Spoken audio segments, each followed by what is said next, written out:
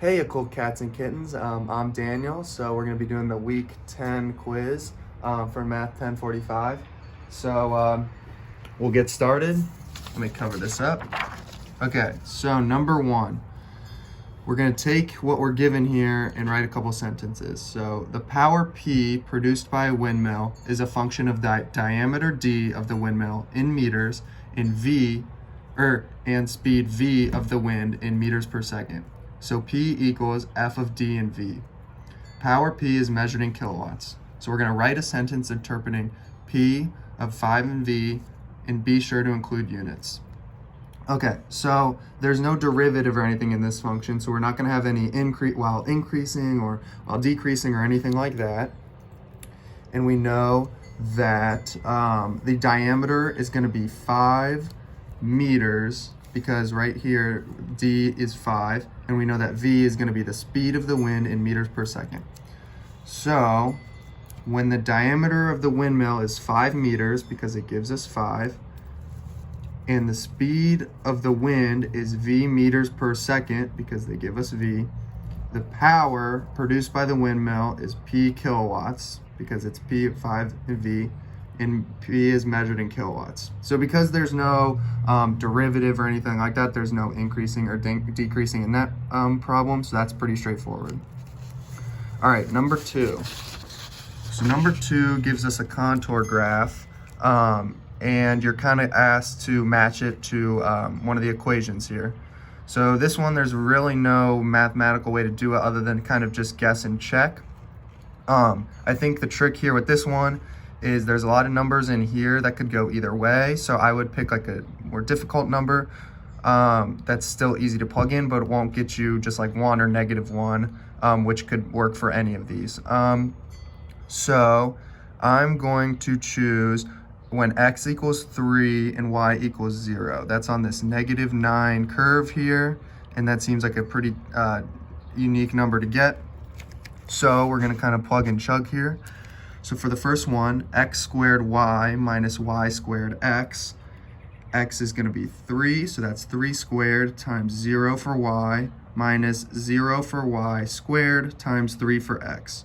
So that's 0 minus 0. So we're going to get 0 for that.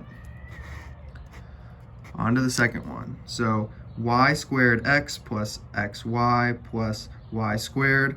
So y is 0, so 0 squared times 3 for x plus 3 for x times 0 for y plus 3 squared with y for 3. So that's 0 times 3, so 0 plus 3 times 0, 0. So 0 plus 0 plus 9, so that gives us 9. But this is -9 here, so close, but no cigar. Number 3, y squared plus x squared plus xy. So we've got 0 for y, so 0 squared, plus 3 squared for x, plus 3 for x times 0 for y. So that's 0 plus 9 plus 0. So that's 9 again, so close, but nope.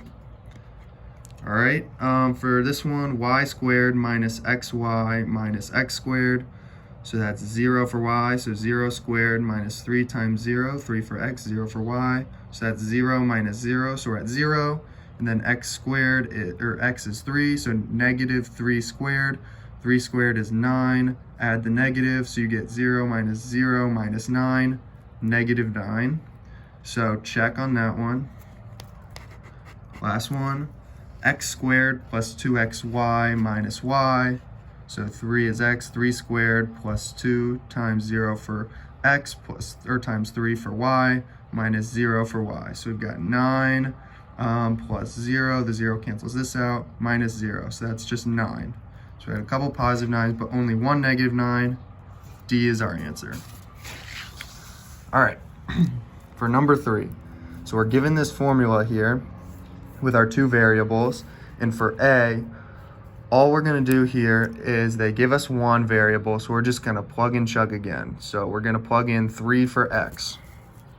So I've already done it. So when we plug in 3 for x, we get 10 times 3 squared. We still got y to the 4th, plus 3 times 3 squared. The y stays the same, plus 5 times 3 squared, plus 11y stays the same. So with that, We got 3 squared is 9. 9 times 10 is 90. The y to the fourth drops down. 3 to the third is 9. Or 3 to the third is 27. 27, because 9 times 3 is 27. 27 times 3, 81. The y drops down. 3 squared is 9. 9 times 5 is 45. So we just got 45, just a constant there. No variable. And then 11y drops down.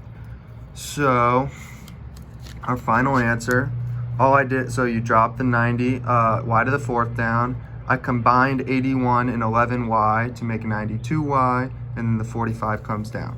So that's just plug and chug there, and that's all she wrote. Thank you.